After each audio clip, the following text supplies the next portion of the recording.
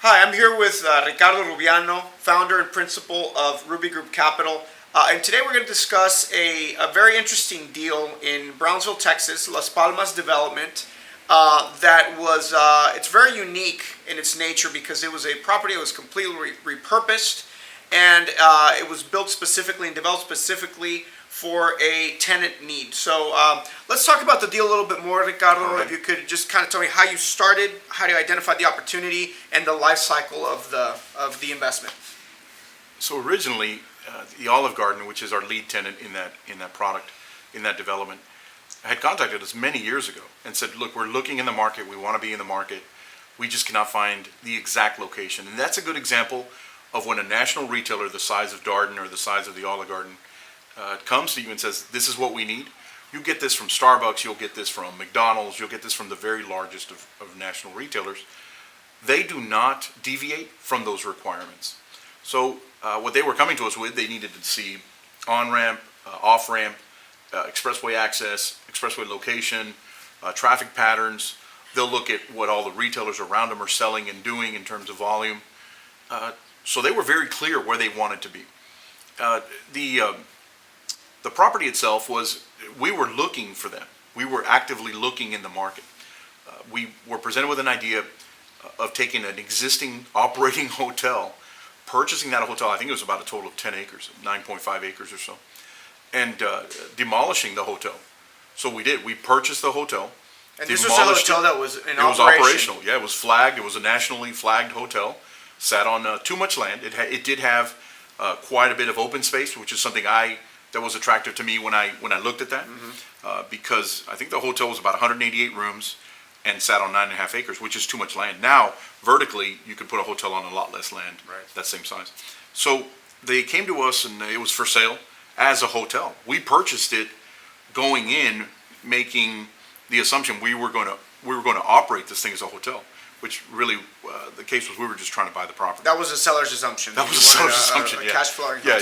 Yeah, exactly. That we wanted to buy this cash flowing hotel. So we bought it the day we closed. We demolished it, literally sold everything inside it and demolished it.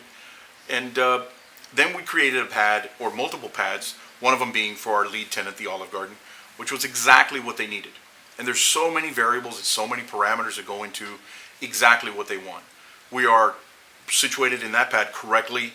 All 4 pads there, situated correctly from the off-ramp, so that as you're traveling at 60, 65, 70 miles an hour, you have plenty of time to visualize where the Olive Garden sits, or where this pad, I should say at this point, right? Because the Olive Garden isn't, at that time wasn't there yet, but right, it's there now.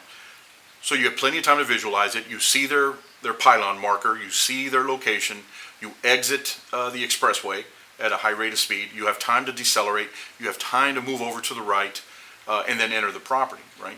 And then as you leave the property, same thing. You have time to enter the frontage road, accelerate, move to the left, and then enter the expressway. Yeah. That was the biggest criteria they had. They had been negotiating with everybody in the market, in that small sub-market.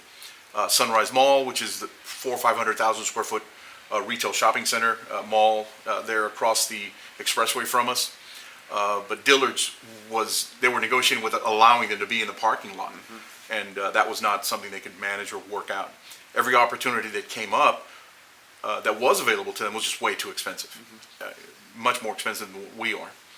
And so with that in mind, they told us they had been looking for 25 years. 25 years they had been looking for the right location. And so here was this functioning hotel. We purchased it, demolished it, and then presented the pad to them. So give me a second here. So they knew that these properties matched their criteria, but they did not consider, I'm going to make an offer to a hotel and well, yeah. Why would you do that? Right. Why would you look at a piece of real estate that's functioning and say, "Oh, I'm going to demolish this and do something else with it"? If it's vacant, if it's a brownfield type development, then that's probably more conducive to that approach of saying, "Hey, let's reposition this." But to take a nationally flagged property that's functioning, people are checking in and out. We were demolishing this thing, and people were still showing up saying, "Hey, we had reservations." Oh, wow. Yeah, it was that quick that we turned this thing around. So yeah, we even had local developers come to us and say, "Wow, we never thought to do that."